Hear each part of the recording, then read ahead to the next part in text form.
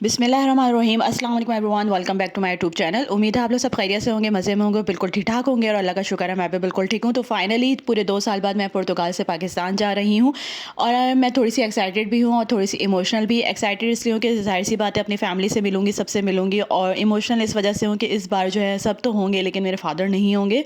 Anyways अल्लाह ताला मेरे अब्बू को जन्नतुल फिरदौस में आला से आला मकाम अता करे। तो हम लोग चलें शुरू करते हैं अपना सफ़र। तो यहाँ मैं जो है फाइनली हम पोर्तो एयरपोर्ट पहुँच चुके हैं और यहाँ पे अब चेक इन का प्रोसेस हम करते हैं। चेक इन का जो आपका काउंटर था वो नहीं खुल रहा था, वो काफ़ी टाइम बाद काफ़ी देर से खुला था।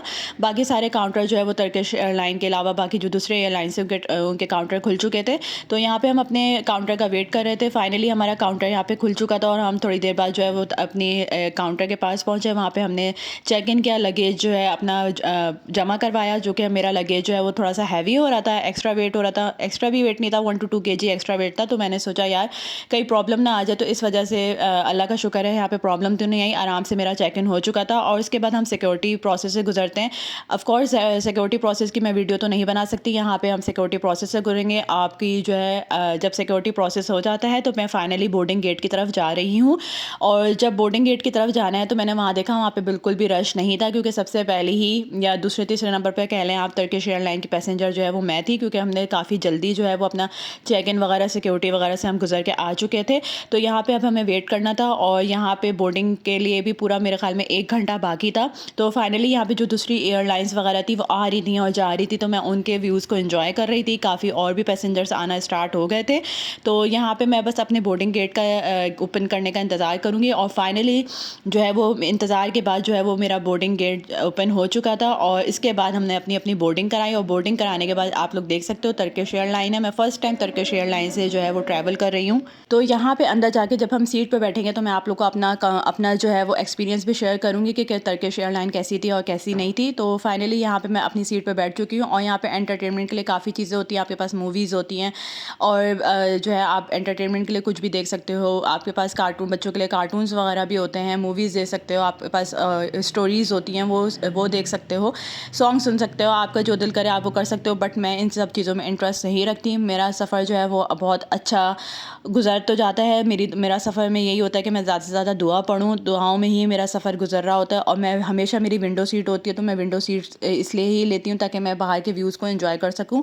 तो फाइनली यहाँ पे टेक ऑफ का टाइम हो चुका था। टेक ऑफ होने के बाद जो है यहाँ पे डर होता है कि आराम से हमारा टेक ऑफ हो जाए, हमारे आराम से हमारी लैंडिंग हो जाए। और जहाज़ का सफ़र तो ऐसा होता है कि बस दिल में हमेशा धक धक ही रहती है कि यार हम सही से खैरियत से जो है वो अपनी सरज़मीन पे पहुँच जाएँ, जहाँ पे हम पहुँच रहे हैं, हमारा सफ़र आसानी के साथ कंप्लीट हो। तो यहाँ पे जो है वो लैंडिंग स्टार्ट हो चुकी थी, सॉरी टेक ऑफ स्टार्ट हो चुका था और ऐसा ऐसा जो है वो मेरी जहाज़ टेक ऑफ की तरफ जा रही है। और फाइनली आप कुछ सेकंड बाद देखेंगे ये हवा में उड़ चुकी थी और नीचे से हमें प्यारे प्यारे मनाज़िर जो है वो देखने को मिल रहे थे।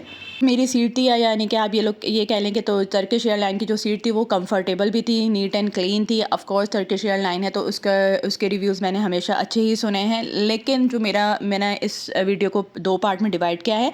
पार्ट 1 ये है कि पोर्तो से मैं इस्तांबुल कैसे पहुंची, और पार्ट 2 में ये होगा इस्तांबुल से मैं कराची का सफ़र मेरा कैसा था। तो फाइनली यहाँ पे मेरा टेक ऑफ हो चुका है। आप लोग अब जहाज़ को हवा में उड़ते हुए ऊपर जाते हुए देखोगे और प्यारे प्यारे मनाज़िर देखोगे। तो पार्ट 2 और पार्ट 1 मैंने इस तरह से 2 वीडियो में डिवाइड किया है। तो पार्ट 1 में जो मेरी फ़्लाइट थी वो मुझे थोड़ी सी अनकंफर्टेबल लग रही थी, इस लिहाज से क्योंकि मुझे थोड़ी सी इसमें टर्बुलेंस दिख रही थी। पार्ट 2 में इतनी टर्बुलेंस नहीं थी। तो बस जब टर्बुलेंस आ रही होती है तो दिल धक धक हो रहा होता है और बस यही हो रहा होता है यार हम खैरियत से पहुँच जाएँ। तो मैं दुआ ही पढ़ रही थी और नींद से इतना हाल बुरा था क्योंकि हम एक शहर से दूसरे शहर सफ़र कर रहे होते हैं।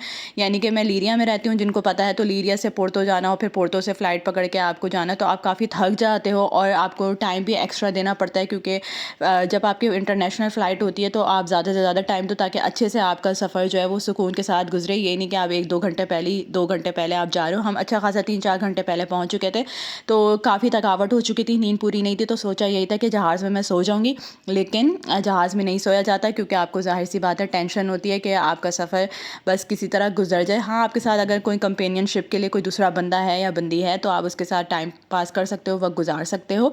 तो मेरे साथ कोई नहीं था, मैं अकेले थी, तो बस मैं इसी तरह प्यारे प्यारे व्यूज़ को एंजॉय कर रही थी, वीडियोज़ बना रही थी। उसके बाद हमारे पास मील सर्व हो जाता है। मील जो है वो बस एवरेज था, मैं इसको कोई 10 में से 6-7 नंबर्स दूंगी। ये लजानिया था जो कि आपका स्पिनिश में बना हुआ था और टोमेटो सॉस में बना हुआ था, और मेरे ख्याल में ये मेरे लिए तो इनफ था, लेकिन जो बाकी बंदे हैं जो ज़्यादा खाते हैं उनके लिए इनफ नहीं था। साथ में हमारे पास एग प्लांट था और एक ब्राउनी था छोटा सा, और पानी दिया हुआ था, और छोटा सा एक बन भी था। बन मेरे से मिसिंग हो चुका है। तो खैर अपने मील को यहाँ पे मैंने एंजॉय किया, और ये कोई एग प्लांट और क्रीम चीज़ जो है वो डाल के इसको कोई सैलड बनाया हुआ था, और ये जो है वो थोड़ी सी ब्राउनी टाइप की कुछ थी। तो खैर मुझे मील जो है वो एवरेज लगी, मील मुझे कोई ख़ास नहीं लगी, जबकि मेरी एक्सपेक्टेशन ये थी कि मील जो है वो बहुत अच्छी होगी, क्योंकि इससे पहले मैं एमिरेट्स वगैरह में फ़्लाई कर चुकी हूँ। तो एमिरेट्स की तो मील बहुत हाई लेवल की होती है, अच्छी होती है, मज़े की होती है, लेकिन मुझे टर्किश एयरलाइन की मील बस एवरेज लगी। एनीवेज़ यहाँ पे जो है फिर मील के बाद जो है आप नैप ले सकते हो। मील के बाद काफ़ी लोग सो भी जाते हैं, लेकिन मैं नहीं सो रही थी, मैं यहाँ पे अपने व्यूज़ को ही एंजॉय कर रही थी। और जब आप इतने प्यारे प्यारे व्यूज़ देख रहे होते हो ना, तो आप अल्लाह का ताला का शुक्र अदा कर रहे होते हो, और अल्लाह की कुदरत पे ना आप बिल्कुल बेसाख्ता होकर कहते हो सुबहान अल्लाह, माशाअल्लाह, अल्हम्दुलिल्लाह। और वाकई में यहाँ पे बस दिल जो है ना ये कर रहा होता है कि आप ऊपर से लेके नीचे तक देखते रहो, व्यूज़ एंजॉय करते रहो। मेरा सफ़र जो है वो अपने इस व्यूज़ को एंजॉय करते करते और इसकी वीडियोस बनाते बनाते ही गुजर गया। कभी मैं थोड़ी सी नैप ले रही थी और कभी मैं नहीं ले रही थी, कभी मैं आगे पीछे बच्चे जो होते हैं उनको एंजॉय करते हुए देख रही थी। तो बस सफ़र गुजारना था और अच्छे से गुजारना था, और यही दिल में दुआ थी कि मैं खैर खैरियत से अपनी सरज़मीन पे पहुंच जाऊं, इस्तांबुल के एयरपोर्ट पे लैंड कर जाऊं। और फिर मेरा और नींद से भी हाल बुरा था, फिर मैं ये भी सोच रही थी कि यार मैं वहाँ जाके ना इस्तांबुल एयरपोर्ट की वीडियो बनाऊंगी, लेकिन वहाँ जब पहुँची तो वहाँ का क्या हालात है वो मैं नेक्स्ट वीडियो में आप लोगों को ज़रूर बताऊँगी इंशाल्लाह। साथ ही साथ जो है मैं थोड़ी सी इमोशनल भी हो रही थी, इसलिए इमोशनल हो रही थी कि मैं 2 साल बाद पाकिस्तान तो जा रही थी, लेकिन अफ़सोस इसी बात का था कि हर लोगों से मिलूँगी, फ़ैमिली से मिलूँगी, अपनी अम्मी से मिलूँगी, लेकिन मेरे फ़ादर वहाँ पे नहीं होंगे। तो बस क्या करें, पहुँचना तो था खैर खैरियत से। बस दुआ यही थी कि कभी इमोशनल हो रही थी, कभी खुश भी हो रही थी, मिक्स फीलिंग चल रही थी।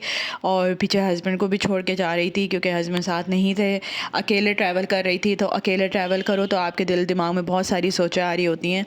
तो बस इसी में जो है वो मैं अपना टाइम पास कर रही थी, अपना टाइम जो है अपना दिमाग जो है वो मैं माइंड को डाइवर्ट कर रही थी, और बहुत प्यारे प्यारे व्यूज़ मिल रहे थे। कभी मैं व्यूज़ को एंजॉय कर रही थी, नहीं वीडियो बना रही थी। और ये जो 4-5 घंटे का सफ़र होता है तो उसमें तो मैंने 10-15 मिनट की क्लिप्स बनाई होंगी, बाकी पूरी कंप्लीट सफ़र को तो मैं आप लोग को लाइव नहीं दिखा सकती थी। तो खैर यहाँ पे हमारे पास जो है वो लैंडिंग का, इस्तांबुल एयरपोर्ट पे लैंडिंग का वक्त होने वाला था। और बस इस्तांबुल कह लें या आप तुर्की कह लें, तो तुर्की के अंदर जो है आपका मेरा जो प्लेन था, जहाज़ था, वो एंटर हो चुका था, और बस थोड़ी ही देर में हमारी लैंडिंग हो जानी थी। लैंडिंग होने के बाद हमारा ट्रांजिट था तुर्किश एयरपोर्ट पे फॉर पाकिस्तान। तो नेक्स्ट वीडियो में मैं इंशाल्लाह ज़रूर आप लोग को अपडेट दूंगी कि मैं कैसे कराची पहुंची और कराची घर कैसे पहुंची। उसके बाद बहुत मज़े की आने वाली वीडियोज़ हैं, तो आप लोग इसी तरह मेरे साथ जुड़े रहिएगा। जो लोग मेरे चैनल पे न्यू हैं, जो लोग फर्स्ट टाइम देख रहे हैं, प्लीज़ मेरे चैनल को लाइक कमेंट शेयर ज़रूर क्या करें, सब्सक्राइब करना ना भूलें, मुझे दुआओं में याद रखें। जिस तरह आप लोग ने दूसरी सीरीज़ में मुझे मोटिवेट किया, इसी तरह आने वाले व्लॉग्स में मुझे मोटिवेट करते रहिएगा। मैं इंशाल्लाह अब पाकिस्तान की वीडियोज़ आप लोग के साथ लेकर आऊँगी, आप लोग के साथ शेयर करूँगी, जैसी मेरे जितना टाइम मेरा यहाँ पे गुजरेगा और मैं यहाँ पे किस तरह से वक्त गुजारूँगी, यहाँ पे मेरी कौन कौन सी एक्टिविटीज़ होंगी। तो मेरी कोशिश ये होगी कि मैं अच्छे से अच्छा उसको बना के आप लोग के साथ शेयर करूँ। हाँ, यहाँ पे गर्मी तो बहुत हो चुकी है पाकिस्तान के अंदर, और जो है गर्मी के लिहाज से वीडियो बनेगी नहीं बनेगी इसका मुझे नहीं आइडिया, लेकिन मेरी पूरी कोशिश होगी कि मैं ज़रूर आप लोगों के साथ शेयर करूँ। तो फाइनली यहाँ पे जो है जहाज़ लैंड हो चुका था, यानी कि तुर्की के एयरपोर्ट पे, इस्तांबुल की सरज़मीन पे जहाज़ अपना लैंड कर चुका है और हम पहुँच चुके हैं फाइनली। और ये वाली जो फ़्लाइट थी मेरी, इसमें थोड़ी सी टर्बुलेंस थी, थोड़ा सा डर भी लग रहा था, थोड़ा सा खौफ भी था, लेकिन मैंने सोचा कि मैं दुआ भी पढ़ रही थी, तो मैंने कहा इंशाल्लाह हम अच्छे से लैंड कर जाएंगे। तो फाइनली यहाँ पे हम लैंड कर चुके थे, और हम जो है अब जब आपकी जहाज़ गेट पे पहुँचेगी तो उसके बाद आपका वो ट्रांजिट होगा। वहाँ पे ट्रांजिट होने के बाद आपने फिर जो है थोड़ा सा वेट करना है, वेट करने के बाद आपने फिर जो दूसरी अपनी कराची के लिए जहाज़ पकड़नी है। तो वो वाला सफ़र मेरा कैसा था और कैसा होगा, तो इंशाल्लाह मैं पार्ट 2 में आप लोगों के साथ ज़रूर शेयर करूँगी उसको।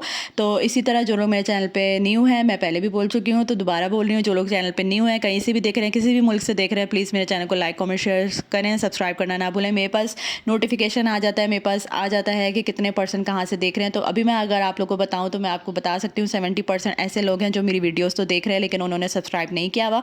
अगर आपको थोड़ी सी भी कोई चीज़ अच्छी लग रही है, पसंद आ रही है, तो प्लीज़ सब्सक्राइब करना ज़रूर सब्सक्राइब किया करें और सब्सक्राइब करना ना भूला करें। इसी तरह मुझे मोटिवेट करते रहें। आपके एक सब्सक्राइब से, एक लाइक से, एक कमेंट से मैं मोटिवेट होती हूँ और आने वाली वीडियोस मैं कोशिश करूँगी कि अच्छी से अच्छी बनाऊँ।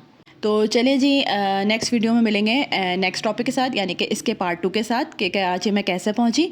तो तब तक के लिए अल्लाह हाफ़िज़। आप सबने अपना बहुत ख्याल रखना है, मुझे दुआओं में याद रखना है। तो टेक केयर, बाय बाय।